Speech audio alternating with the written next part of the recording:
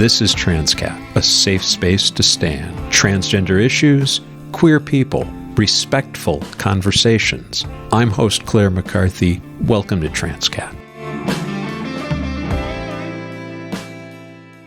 Today's episode of Transqat is sponsored by Small State Provisions. Small State Provisions is more than a bakery. It's a welcoming space for everyone. Proudly LGBTQ owned, this community-focused bakery creates hand-shaped sourdough, flaky pastries, and fresh brewed coffee using organic, locally sourced ingredients.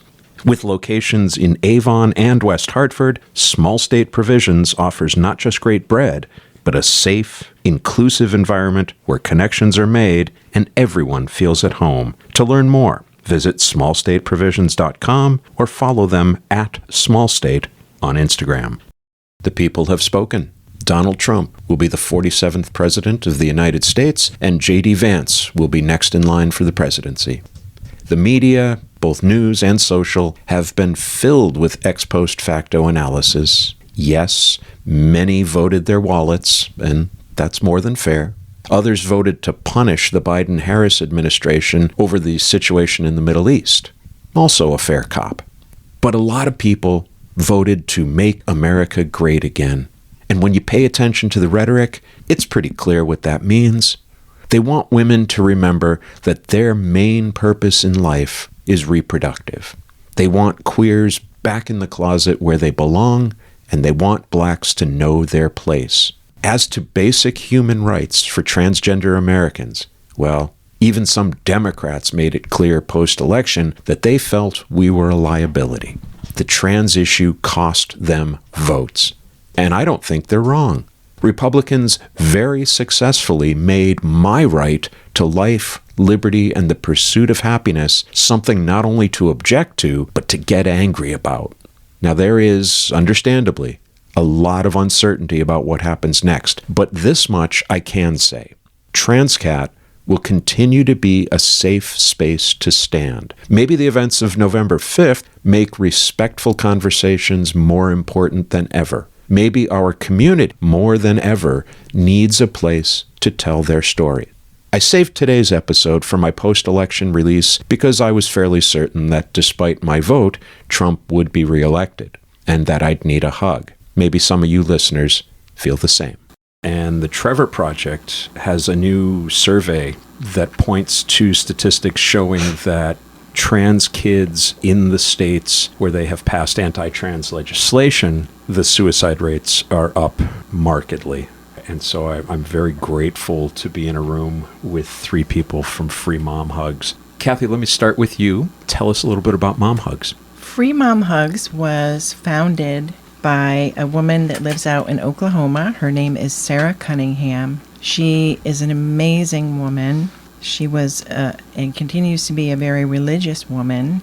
And back in 2015, her son came out to her, and she struggled deeply with being able to keep her faith and still love her son. And it took her a while to come around and realize that she can do both. Back in 2015, she made a pin that she wore to her first Pride event that said Free Mom Hugs. It was handwritten. She still has the pin. The first person that she came upon that approached her was a young woman, and she gave her a hug and said, "My mom hasn't hugged me in some years because I'm a lesbian." And that began the Free Mom Hugs movement. She hugged several hundred people that day, just Sarah alone. And from that day forward, the organization has grown. We have almost 400 huggers in the state of Connecticut, and we have 34,000 in the United States. And we are now going international. We have organization in Canada. We have an organization in Australia. In fact, just today, Sarah posted on her social media some photos from a parade or march of Free Mum Huggers from Australia. MUM. MUM. And they are growing and growing. as we are continuing to grow. I just got a text earlier from one of the folks from National that we are having an average of 22 new volunteers a day in the United States. Wow. That's excellent. So the word's getting out. Let me have each of the three of you introduce yourselves. You are all official, I'm assuming, certified bomb Official. huggers. We are. Okay. We don't want to bring in any of the...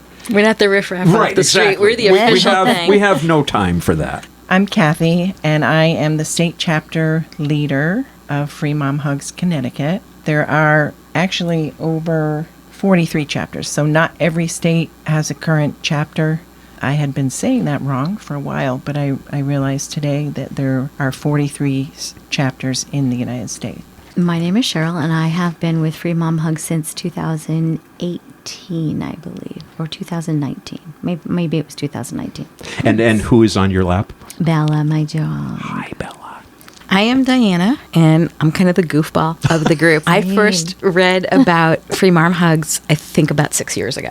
I said, I need to do that. So I got everybody in my family shirts, Free Mom Hugs, Free Dad Hugs, Free Sister Hugs, so we could go and hug people, go hug the world. And then COVID happened and everything shut down. So it wasn't until a couple of years later that I was able to actually start hugging, and I just put on my little shirt. I went out to Pride events, and I didn't know until last year in 2023 at North Haven Pride when I came upon a booth that said Free Mom Hugs, and I met Kathy there, and she was one who told me it was actually a national organization. It's official, and you register, and then you're notified about the events. And so whilst I have had the shirt for probably 5 years and I have been hugging for probably 3 years, I've officially been a member of Free Mom Hugs for about a year. Is there, this might sound like a silly question, but is there training?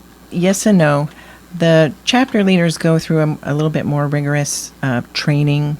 We do have a handbook. There are rules and regulations. We have guidelines and event guidelines that we have to follow for each event. They're also starting to do background checks. All of the chapter leaders have now been background checked, and I passed. Yay! Good job. Which makes sense, Sure. especially in this political climate. A lot of folks in the religious and political right have been calling us groomers, and we want to make sure everything is above board and we do everything by the book so that they have nothing to hold against us or use against us. I can say I've never had even a hint of pushback. I'm a very loud, proud, out there ally. And before I posted my first picture or statement or anything on Facebook, I stopped and I paused for a second. And I said, do I want to do this? Do I want to open myself up to the pushback? And I said, I don't know if I'm allowed to say this. I said, hell yeah, because this is a great way to filter people I don't want in my life. And I had one person say to me, you just need to be careful. Maybe there are people who have unfriended me on Facebook, or who maybe they question why I'm doing this. But I have been so loud and proud and out there and sharing stories and the enthusiasm and how much this adds to my life and how wonderful it is, and saying, lead with love, kindness is free, spread that stuff everywhere, be the change you want. All of those things that you see on bumper stickers or t-shirts or memes that come through your Facebook feed. So I don't know if people are just biting their tongues, or if I'm changing people's minds, or if we have more people that agree with us than we know about because they're afraid to say it. Tell me about the back of your shirt. So the front of my shirt says Pride 365. Okay. The back of my shirt says Keeping Queer Kids Alive, which is a motto from Free Mom Hugs. Do you want me to tell this story? Go ahead. There are conventions, conferences, where Free Mom Huggers get together. Yes, there are Free Dad Huggers, there are Free Auntie Huggers, there are even Free Gunkle Huggers who have these conferences. And at a meeting last year or the year before, Chasten Buttigieg, who was Pete Buttigieg's husband, if I'm pronouncing it correctly, was there, and somebody asked him in an elevator, what is this Free Mom Hugs thing? And without missing a beat, he said, just a bunch of moms going around keeping queer kids alive. And that's kind of it in a nutshell, and they put it on the back of the t-shirt, and that's the annual shirt this year. And Kathy bought it and decided that she thought that I was an appropriate person for it, so she gifted it to me, and I proudly wear it. Each of you have you experienced a sense of that? Have you in your, I want to say hugging ministry, because it sounds like a ministry. I don't mean for that to be in any way facetious, but that's kind of what you're doing, is you're ministering to people who We're need bringing it. the love. You're So bringing however the you love. want to characterize Yeah. love, if in your mind characterizing bringing the love is a ministry, then welcome to that description. But how have each of you experienced that interaction with some individual where you came away saying, okay, I made a difference there? Just when you have people fall apart in your arms and they're just so grateful for that contact, Yes. you know, or if you can connect somebody with a support system or anything like that. So sometimes people will ask for, do you know someplace I can get Yeah. help for Yeah. X or Y? Yeah. It happened so much at Hartford Pride. There were so many people asking us. It was wild. What kinds of things were they looking for? Do you remember? Support groups, support systems. They didn't know where to turn. Where to meet people. Where to like meet themselves. people. Yeah. When I was free range hugging, before I knew that it was an official thing, most of the time we'll give about hundreds of hugs at an event, and the vast majority are these quick, smiling, happy people. Are just, oh, you guys are so cute, and they'll go down the line. Oh, I love hugs, but then you have people who it's as if they're melting onto you, that they're holding onto you for dear life. People start sobbing onto your shoulder. I remember a meme came through from Free Mom Hugs National a couple of months ago that said, sometimes we hear their stories, sometimes we just feel them. We were at a very small event early in the season, and we had this booth next to us. I think they were a bank or something. And this young trans man came through, didn't come to the front, came through the side of the tent from the bank next to us, just stood there, arms down at the side, and said, "You're going to make a little trans boy cry." And the young man just kind of collapsed on me, just this sobbing, crying. And sometimes they're trying to tell you their story, and it's very difficult to understand through the sobs. So what we were able to put together was that the two of them had just, as they put it, escaped Texas. So we have a lot of people who come up to us saying they have just escaped. And I've found it's usually Texas or Florida or Tennessee. Utah. We had a Utah. Utah recently, yeah. But the word escape is really, I find a lot with those. And they're told Connecticut is a safe place, and so they come up here. And so these two young folks had just gotten to Connecticut. They were living nowhere near where this event was taking place, and they were willing to drive anywhere they had to go because they were just looking for the support. And these two people I had met at a previous event, who we've now become very close friends, and they'd come up to the event. They were hanging with me, so we were chatting, and I was introducing them, and the tears and the shaking and the bewilderment and the confusion and the overwhelm and the intellectually understanding that they're in a safe place now, but not really understanding what that means, and telling them about some different resources. And they've kind of stayed in my mind. Then, was it a week and a half ago at Hartford Pride? Yeah. Yes. Yeah. I look up, and there they are. And they are standing straight and erect, shoulders back, making eye contact, grinning from ear to ear, saying they had spotted me. I was up at the stage dancing along with the queens, which is what I do. And there she is. We know her. And so they came to find me, and they wanted to fill me in on how wonderful their lives were. Just 3 months later, they had found their place. They were happy. They were comfortable in their skin. They were confident. And this young man said to me, "I want you to know we are one of your success stories, and it all started with your hug that day." Like the most beautiful thing. There's nothing I'm like, really more is. in the world that anybody glad. could possibly need. That sense of human connection that can be taken away from you in places like this, or if your parents or if your religion are not accepting of you, it becomes like water when you're crawling through the desert. It is that which keeps you alive. And I think that my understanding, I didn't really know this, but now people have confirmed for me because they've lived there and now they live here, that Connecticut is actually almost doing an ad campaign, Yes. reaching out to communities, letting people know we are a safe state. You can come here. You are welcome here. We value you here. So I've met people. There was somebody else at Hartford who just come from Tennessee. We've met all of these people earlier in the summer at Norwalk. this mom who said we just escaped Florida, that she had to get her trans son out because he wasn't going to survive. And they come up and this fear in their face. And all I can think is it's almost like they've heard the stories. They can't truly believe that Connecticut is really real. So I've taken to say to people, take a breath, enjoy the fresh air, feel the comfort. You are welcome here. You are valued here. I am so glad that you've come here. And then when you see people later on and they've experienced it, it's life-changing for them, and seeing it is life-changing for me. I have a few that stand out to me probably from last year, I think. Many of them will say, I haven't hugged my mom in so many years. I've heard 10 years. My mom won't say my name.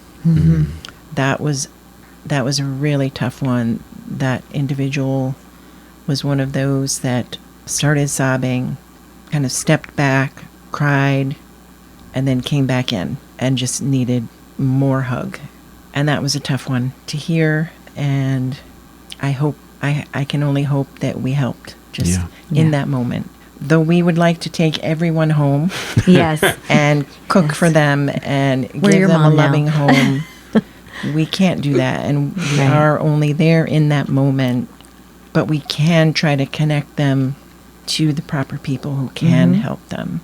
We are actually in the process of coming up with a list of organizations and people who can help them. It sounds as if the networking aspect of this is just as necessary as the immediacy and the physical. That's hug really itself. only just been Absolutely. starting to develop recently. Oh, yeah, I think even earlier this summer, because I'm connected to the New Haven Pride Center, I was a little, tentative. Is it okay for me to share information? And I do a community dinner once a month, so I found that's a great way. If you want to come meet people, come to the community dinner. And then that is a way of then introducing, these are these other services that are offered there. And I think by September, I think we are all definitely much more comfortable in sharing that sort of information. Whereas I think earlier in the summer, I don't want to speak for you, but I think that all of us probably felt just a touch more tentative about taking that sort of active engagement role.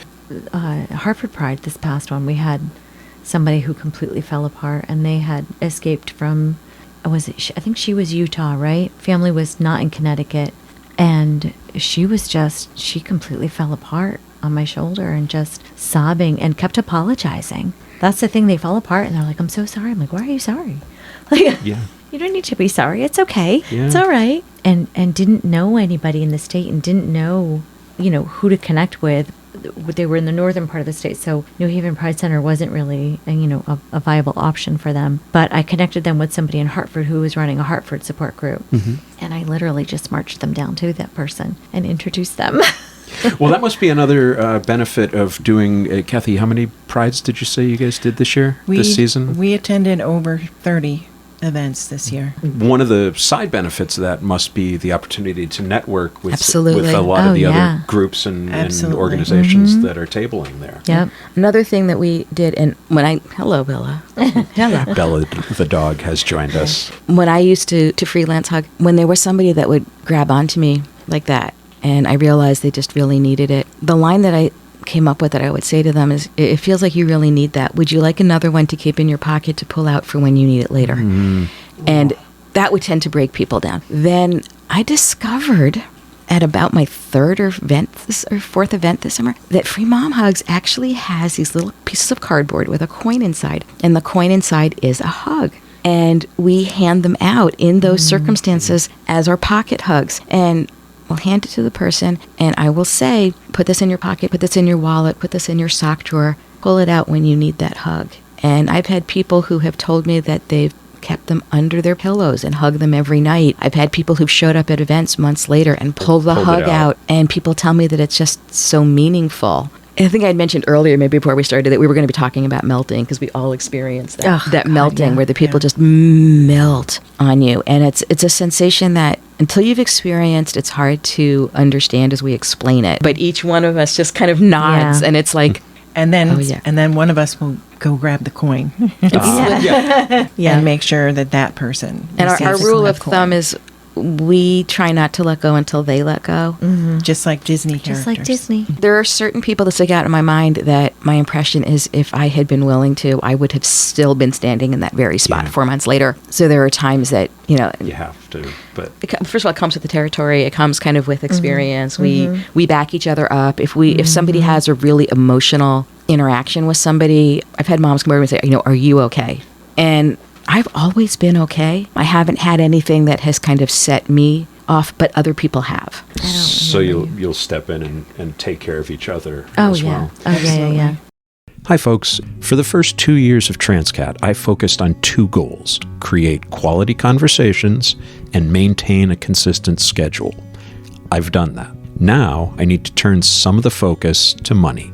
I have no illusions about this show turning a profit. That's for podcasts with a large organization behind them. My goal is simply to make Transqat pay for itself. You get to access the show for free, and it's important to me that this always be the case. But you might not know that there are fees, subscriptions, equipment, and travel costs behind the production. How can you help? Well, on the support menu at transqat.com, select Donate, then hit the PayPal Donate button. You can make it a one-time thing, or you can set up a monthly or even yearly recurring donation.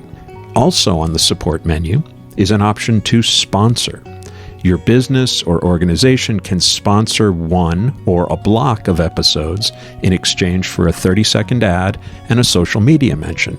Details are on the site. Listeners, if you know of a business or group that might be a good fit, let me know so I can reach out. Or maybe you could do some of the legwork and ask the next time you're there. If this show has value to you, if you support civil discourse around trans and queer issues, support the show.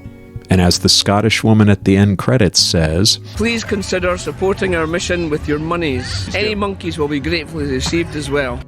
What you're describing sounds to me like a triage unit, that Yeah. these people with trauma, with wounds, are coming to you as sort of the first stop, the way a triage unit would, and you give them that hug, let them know that there is love, Acceptance. hope, acceptance, Acceptance, yeah. somebody who cares whether you live or Yeah. die. Oh, yeah. And then the next step is, do you need information? But I think very often people don't. I think when somebody's being triaged, generally they know they're hurt. Generally they know that they're injured and they're come looking for help. And there is a certain aspect of that. I think there are other people who come, especially going to a Pride event, they're walking around. There are people who don't even realize that that wound is as there and as open and as raw as it is.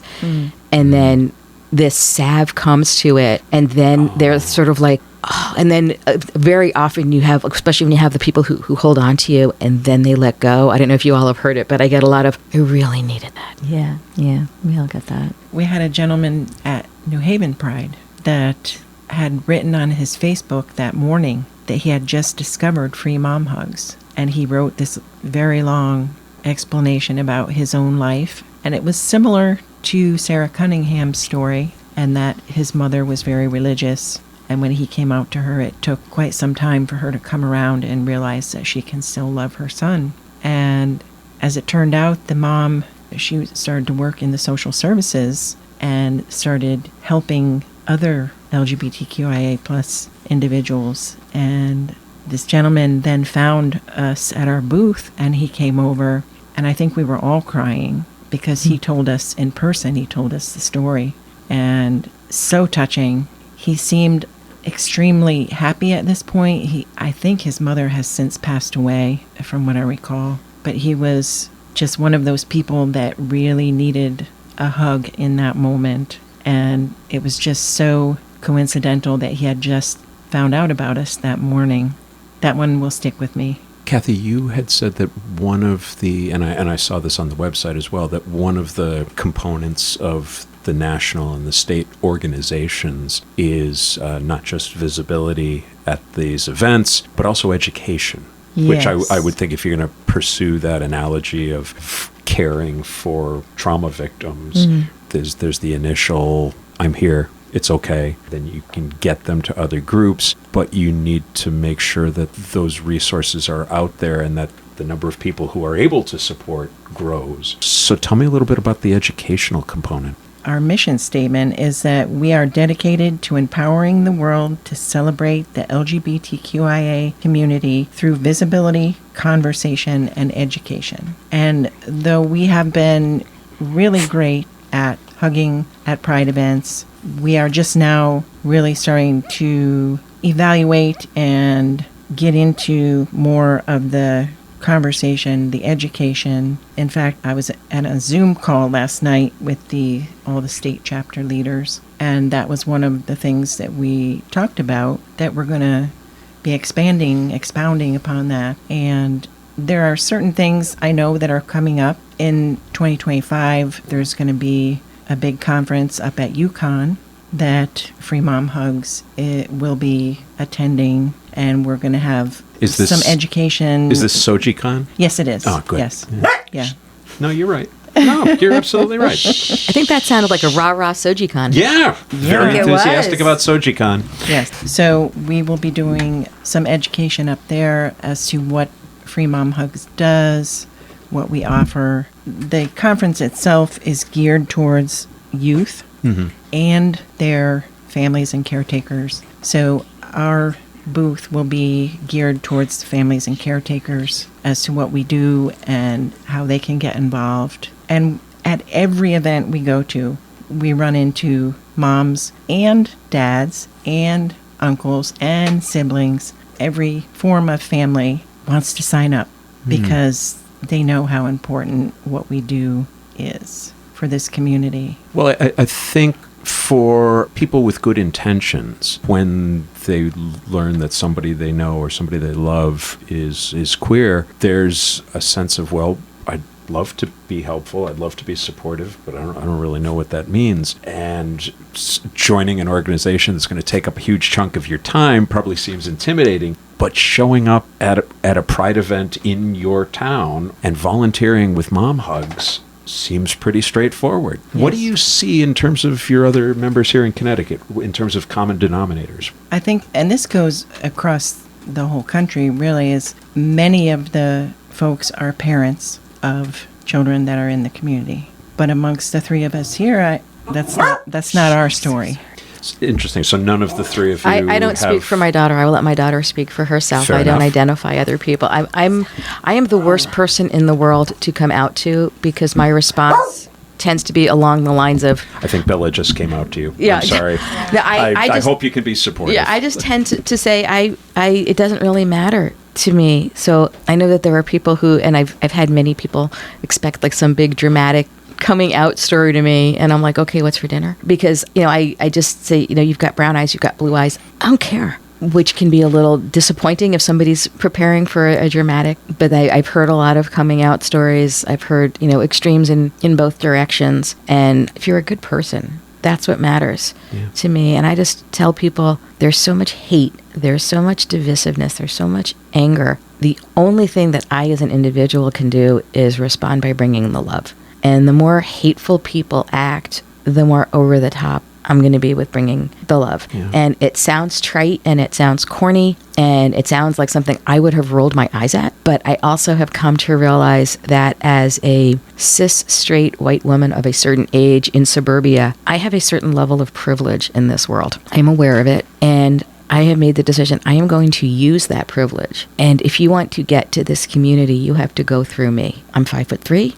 I'm old. I'm not in great physical shape. I'm not going to be able to fight a bear off with a spoon. But the craziness about some of these people is that sense of privilege might give them pause, and they are a little less likely to come after a mom. And whether it's a matter of giving them cause to pause and rethink, or if it just gives the people standing behind me a chance to take an extra few steps to get the hell out of there. Yeah. But it's a conscious decision that I have made. I'm doing it. Kathy, as an organization, do you guys see much pushback from intolerant groups? We have, as an organization, we have been called groomers by some of the very far right and very religious folks. It has changed some of what we do. At this point, we can no longer share photos with children in them because we do not want to be called groomers. We are the last people, in my opinion, that they should be calling groomers. We show nothing but love and support for this whole community. I don't understand where they're coming from. It's mostly religious based, I believe. And statistics are overwhelming that the vast majority of sexual predators are cisgender, heterosexual men. And weren't most members of the queer community raised by two cis straight parents? So what are all of these heterosexuals doing raising all these queer kids? What are they doing? They're the groomers. Where did my parents go wrong? Is what you're asking. It's so illogical, and it's so crazy that I'm the kind of person that like takes it to the extreme and turns it around on you. But I have not received really any pushback. I think maybe it's that people aren't willing to take me on, but I don't abide fools very well.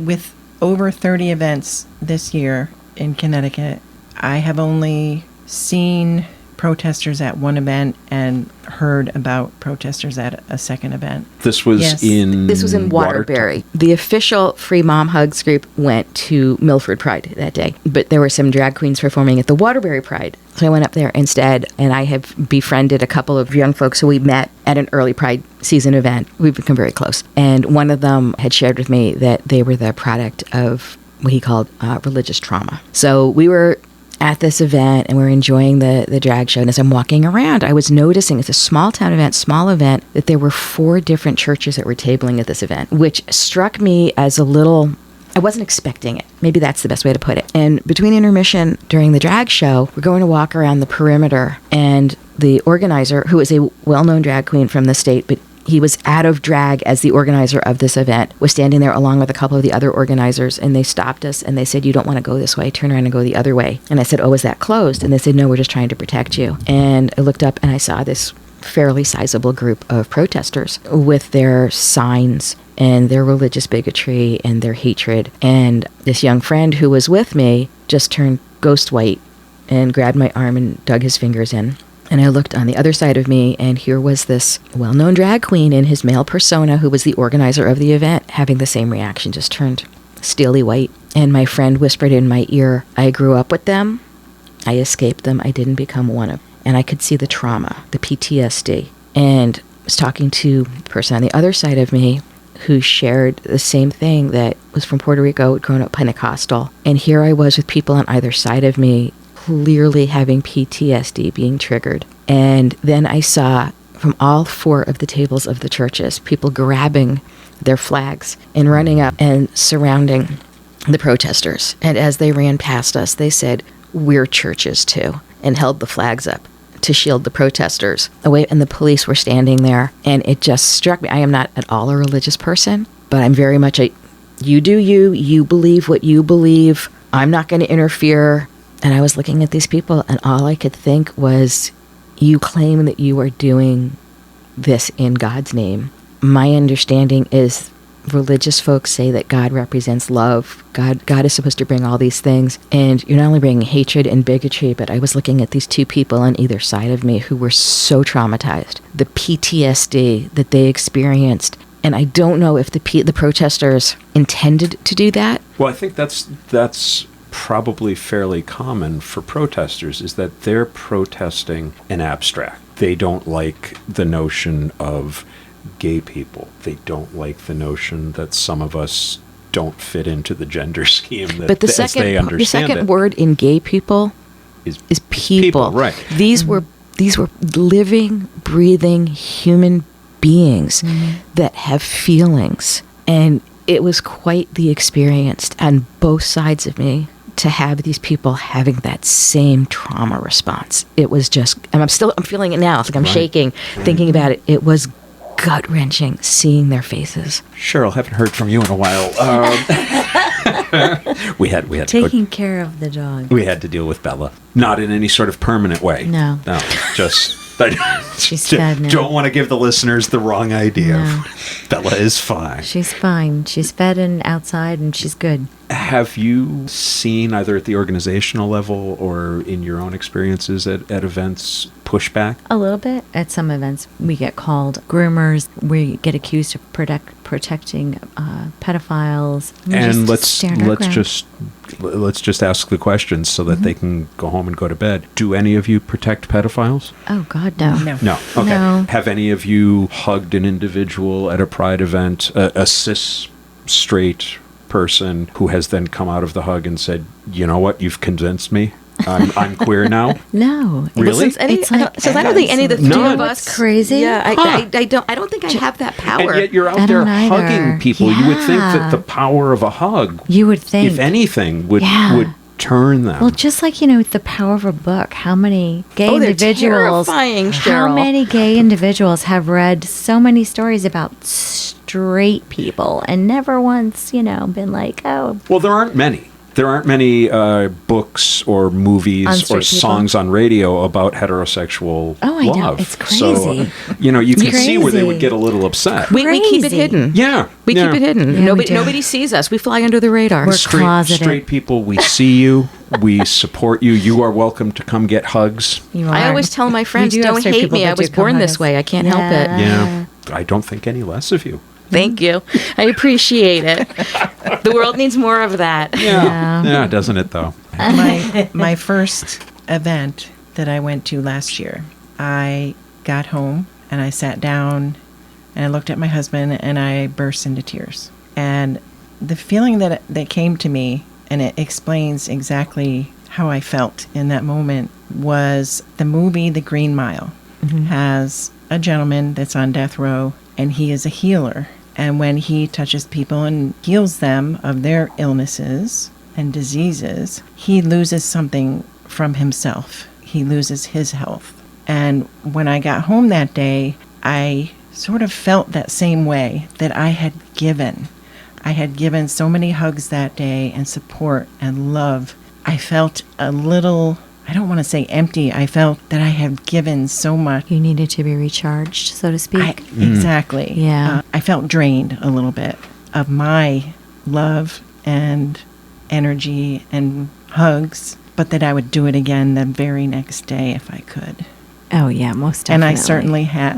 Yeah, And I have the most opposite definitely. reaction. My first official event as an official free mom hugger was at Guilford Pride. It was just me and Kathy. It was raining. And my daughter's first friend, who first at about 12, was the first gay friend in my child's circle of friends. And then was the first non-binary friend. And this kid was so patient, took me by the hand, and step by step, at 13, 14, 15, was, explaining everything to me. And, then eventually, as this person was turning 18, transitioned to male, changed the name again. And so it was, and I would say, it's just so hard. Every time I get used to one name, it's somebody else. And, I love you. And it's like, I know it's 100% acceptance. I get. Changed their name, had top surgery, got married, moved to Utah.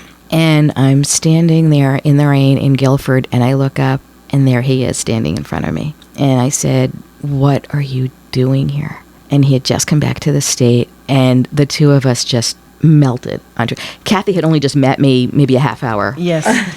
And that was one of the longest hugs we've had this year, I will have to say. Yeah, neither one of us wanted to let go. This person just meant so much to me. But I come back at the end of a day, and it's literally hundreds of hugs every day. It can be, 6 hours on your feet nonstop, and you're dealing with a lot of people's emotions. You are. And there's a lot, and very often it's hot, you're sweaty, all of, and our big line is, people say, "Oh, I want a hug, but I'm sweaty." We're moms, trust us. We've had worse. Yeah. We're sweaty too. We're sweaty too. We I don't get mind. home at the end of the day, and I am absolutely exhausted. My legs hurt. Usually, I take a shower and I'm in bed by 9 o'clock. I am just white, and I haven't really done anything, but I don't feel as if my emotion has been drained. And maybe it's because that was my first official, and I relate it to the feeling of seeing this person who was so important throughout my daughter's childhood and who was so important in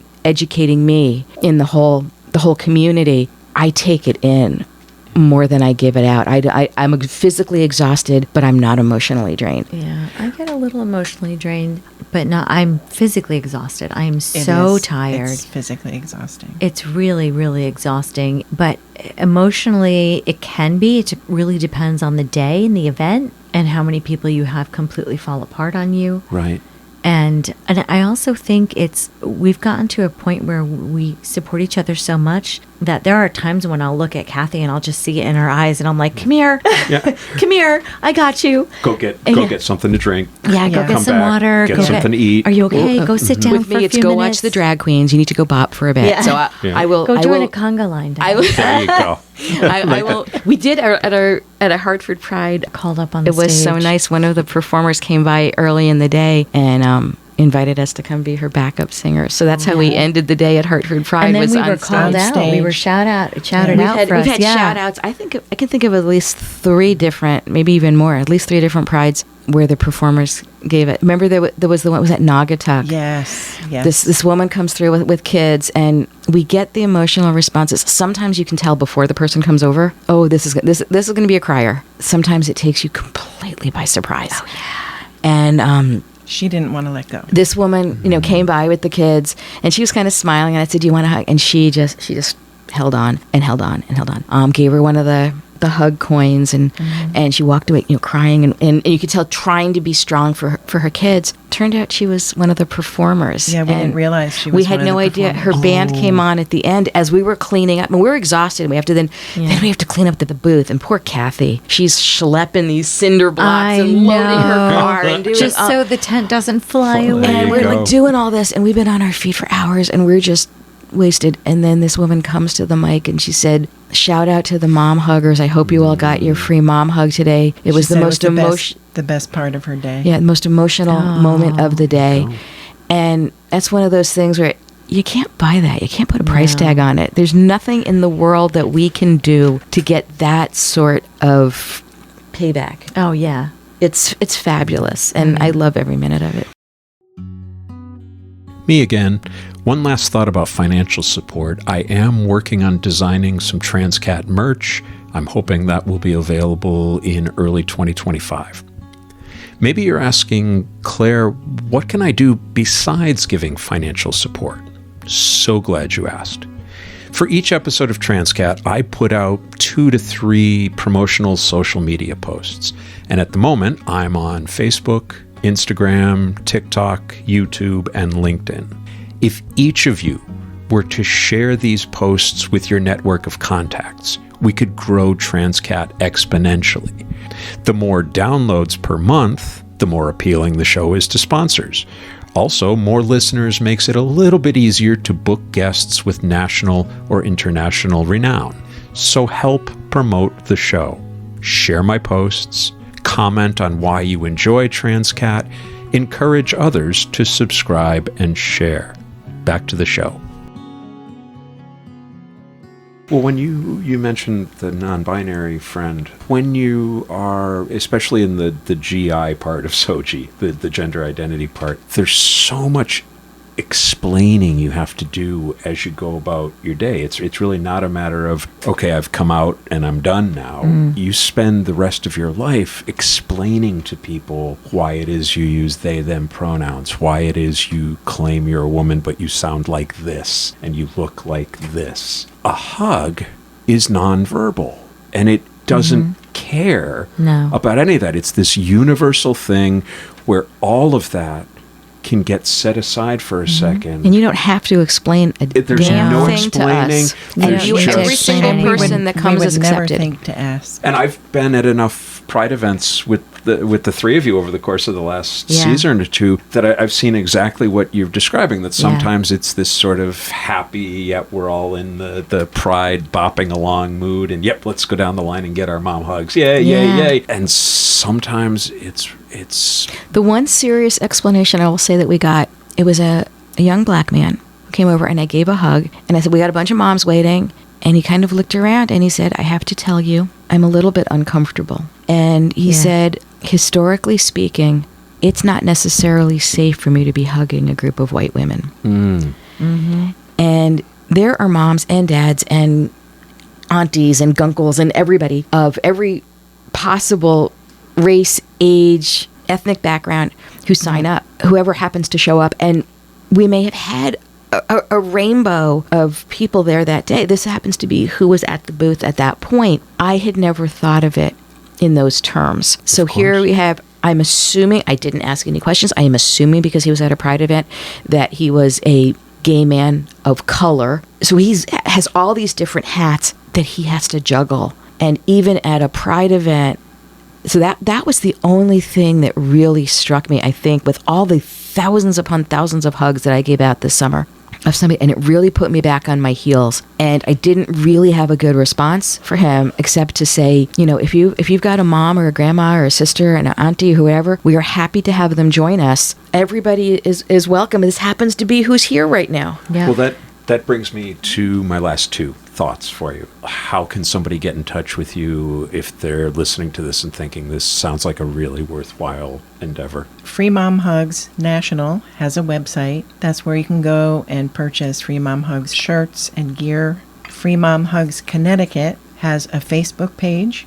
The National also has a Facebook page, but if you want to join in Connecticut, make sure you find the Free Mom Hugs Connecticut Facebook page. And at the top of the page, there's a sign up button. You click on that, fill out the couple electronic forms, and then just follow the Facebook group. And we announce all the different events that we're going to. I usually create an event for each event that we're going to. Just show up, ready to hug. Last question for each of you. What would you say to somebody who is listening and thinks, yep, this is a good idea, but I'm not always comfortable hugging people? And I'll throw myself into that lot. I've hugged each of you at every Pride event we've been at together. Multiple times. Yeah, multiple times, and I've loved it. And it is sometimes, I've been really struggling when that happened. So I am a beneficiary of what you do, and I am thanking you. I'm grateful. But for somebody who says, yeah, that sounds great, but I don't know that I'm a hugger. We have workarounds. We do fist pumps. Oh, we do fist bumps. We do high fives. Okay. I'm queen of the air hug, especially people that have sensory issues, people who are on the autism spectrum. I am more than happy to do an air hug, and I say I will send the love and support through the air. So an air hug, since we are in apparently an audio medium, you wrap your arms around, but no actual in touching? the air, and you can stand 3 feet apart and just kind of, and you hug the air, but I always say I'm sending the love and support through the air. You can also donate if you're not comfortable and you don't want to be present. So you can Free donate. Mom Hugs is a national nonprofit. We do most of the time have to pay for each of the events that we go to. We also supply Free Mom Hugs swag at our table and booth.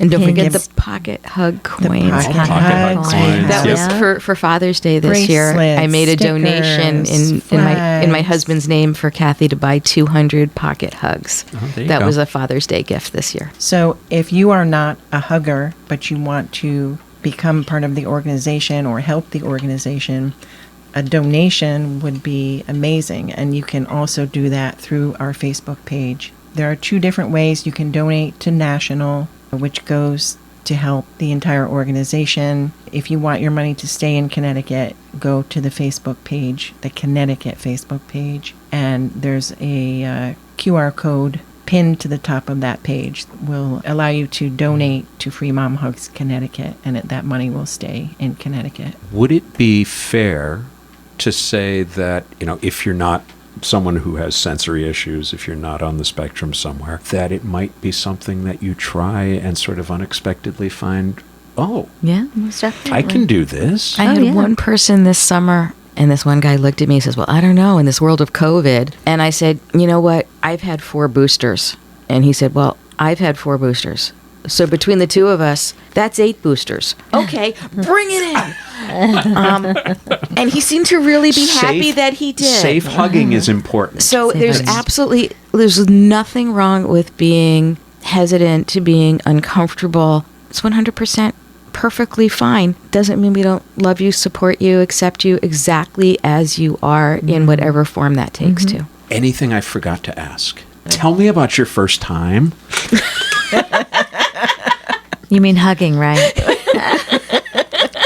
Yeah. It's not that. It's yeah. not that kind of podcast. It's not that kind of a podcast, no. I'll go. My first time hugging, I wore my Free Mom Hug shirt, and I had my little pin, and I had gone and checked in with the booth and had my little stickers, and was going to be standing on the side of the parade route at Middletown Pride, except I was meeting some friends in a bar that used to be downtown Middletown, and I went in there, and we were trying to find a place to sit, because Middletown Pride, hello, packed, and somebody saw my shirt and came up to me and said, "Free mom hug? Are you seriously gonna give out free mom hugs?" And I said, "Yeah." She said, "Can I have one?" And I was like, "Yeah." And that was my first hug, and she cried and I cried, and when she walked away, my friend said, "Is this gonna be an all day thing with you?" I was like, "Yeah, probably. It might be a long day." Brace yourself. There could be hugging. Yeah. It's called catharsis. Just the tears, I think that's what they were referring to. Yeah. It is amazing that such a simple, pure idea Oh, yeah. doesn't come into being until 45 years after Stonewall. Right? So, Diana was with me down at New York Pride. I had gone down a couple days before and met with some of the folks from National, including Sarah Cunningham, the founder. And then we came down on Sunday again to the parade, and we were giving hugs, and I know what she's going Yes. for. Oh, this is wonderful. amazing. So we're walking along and we're offering hugs to whoever wants them. We all have our T-shirts on. And there was a group of police officers behind the barriers. And we offered hugs to the police officers. And a couple of them did come around and said, sure, I'll take a hug. So a couple of them come around. And one of the officers said, "Here, my wife made these bracelets." His wife and daughter. His wife and daughter made these bracelets and told me I had to give them away. And so we all went over, and I saw one that said Stonewall. It's one of those Taylor Swift beaded type bracelets, friendship bracelets, whatever they're called. He had a bunch of them on his arms. Yeah. His whole wrist was filled with them. Yeah, all different things. And I said, "Oh, I'll take that one." It said Stonewall on it. And that is now one of my most treasured items. I told my husband I want to be buried with that. When I got home that night, again, with all the chaos of the thousands and thousands of people and the parade, and it didn't really occur to me till I got home that on the 55th anniversary of Stonewall in New York City, I received a bracelet from a police officer in kindness. 180 degrees. Yeah. And we have a beautiful photo. Yes. That I have several it was a group photos. of it was me and Kathy from Connecticut and a couple of people from other states. Lori and then from Maryland and Sarah. Sarah Cunningham, the founder, came in With the police these officers. police officers, and it was I totally forgot about. I'm so glad you said that, because I'm not going to stop smiling the rest of the night. Just the irony of it is amazing. When you're being overwhelmed, it can be easy to forget that progress has been made. Your first. So I had first read about free mom hugs, I think about 6 years ago, and I was like, okay, I have got to do that. So I bought everybody in my family shirts. Free mom hugs, free dad hugs, free sister hugs. And then we had shutdown and didn't hug for a while. So I went to Middletown. Finally, I'm able to break out my shirt, and I'm walking around, and I'm not getting the emotional response that I had been reading about. And I really felt like I was basically getting pity hugs. Like other free people with free mom hug shirts would kind of look at each other. It's like, okay, hug it out. And there was one very enthusiastic pastor with his free pastor hugs shirt. And I thought, okay, this is kind of a letdown. And I was watching the parade, and all of a sudden this young man came running across the parade route and threw himself on me. Just wrapped himself around me. And we were talking earlier about, the people collapsing and sobbing and melting. And this was my first one of those. And he whispered in my ear, "I can't tell you how much I need this. My mother rejects me." And it was so meaningful. So that was my first memorable hug. But the thing that lit my fire was last year at Middletown, right in the middle of all of the hateful legislation that was being passed, when the Tennessee had just passed the drag ban. And so Middletown calls their parade a march, and they have the speakers, which I think they call a rally. It's like a really energizing, motivating thing. And I was standing front and center with my free mom hugs shirt, just standing there. And one of the grand marshals of the parade was giving a speech. It was a trans woman talking about their journey and thanking all the uncles and aunties who had come before and all these different things and talking about how scary the time was, and looked straight at me and said, "And you moms out there, we see you and we appreciate you and we know you have our backs, but right now we don't need you standing behind us. We need you out in front saying, 'Not today, Satan.'" And at that point, I made it my mission to find something more to do. And I spoke to her and she just said, "Just keep doing what you're doing. What more can I do? I'm just a middle-aged suburban mom. What can I do? Just keep doing." And every event I went to, I asked the same question and nobody really gave me an answer. So I reached out to a friend who I had actually met at a drag show as a drag queen, and in their day job work at the New Haven Pride Center. And I reached out and said, "What more can I do?" And we put our heads together, and now every month I do a community dinner at the New Haven Pride Center. We kind of discussed it sort of like as building on the whole concept of free mom hugs and bringing family and building community and the acceptance. Well, like a hug, food is a universal sign of love, and a nonverbal one. And it's a mama sharing thing. It's a mama thing. Sharing that meal in all sorts of cultures has deeper meaning than you're having something to eat. And last night, Kathy came. She made it an official Free Mom Hugs event, and she came and she hugged people. And yeah, so my first real hug was the young man running across the parade, but my real meaningful light the fire under me was that Grand Marshal at that parade who let me know I can't just sit back and disapprove. I have to actually use my privilege and do something. A few housekeeping details. First, don't try to fight off a bear with a spoon. It just makes the bear angrier because it looks like you're not taking him seriously.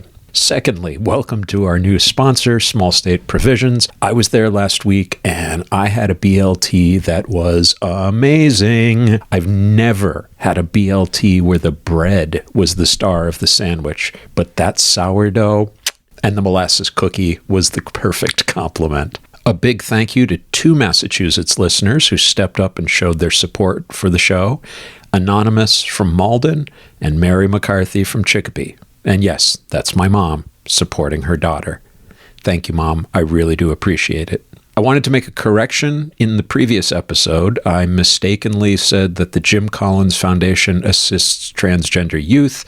They do not. Jim Collins recipients are 18 and older. Management regrets the error, and Transqat CEO Newt has docked my pay accordingly. This has been Transqat, a safe place to stand. Not afraid, not alone. Together. I'm Claire McCarthy. Let's talk soon. This is Sadie McCarthy. I'm Claire's niece. And you've just been listening to Transqat. It is made by one of my favorite people in the world, Claire McCarthy. Transqat is a production of Transqat Enterprises, LLC. Copyright 2023, all rights reserved. Join us on the web at transqat.com. That's TRANSQAT.com. QAT.com. QAT.com. There you'll find links to Transqat, the blog, writing projects, speaking engagements, and our PayPal donations page. Please consider supporting our mission with your monkeys. Monies. Your monies. Your monies. Not monkeys.